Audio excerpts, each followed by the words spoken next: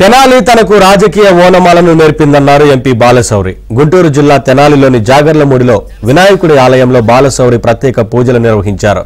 అనంతరం అంగలగుదురు గ్రామంలో ఎన్టీఆర్ విగ్రహానికి పూలమాల వేసి నివాళులర్పించారు. అంతకుముందు బాలశౌరికి టీడీపీ జనసేన నాయకులు కార్యకర్తలు ఘన స్వాగతం పలికారు. జనసేనలో చేరుతున్న సందర్భంగా అవనిగడ్డ మోపిదేవి దేవాలయంలో సుబ్రహ్మణ్యేశ్వర స్వామి ఆశీర్వాదం తీసుకోవడానికి వెళ్తున్నానని అన్నారు. ఈ సందర్భంగా జనసేన టీడీపీ నాయకులను కలవడం సంతోషంగా ఉందని తెలిపారు.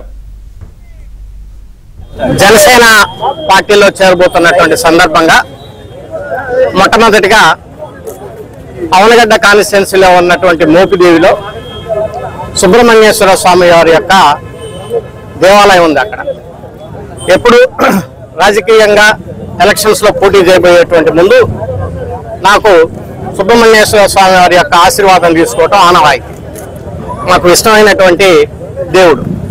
సో దాంట్లో భాగంగా ఈరోజు తెనాలి నుంచి సుబ్రహ్మణ్యేశ్వర స్వామి టెంపుల్కి వెళ్తూ మధ్యలో రాజకీయంగా నాకు ఓనమాలు నేర్పినటువంటి తెనాలి పార్లమెంట్లో ఒకప్పుడు ఈరోజు తెనాలిలో కూడా ఇట్లా పోవటం, అందరినీ మిత్రులను కలుసుకోవటం చాలా సంతోషకరం.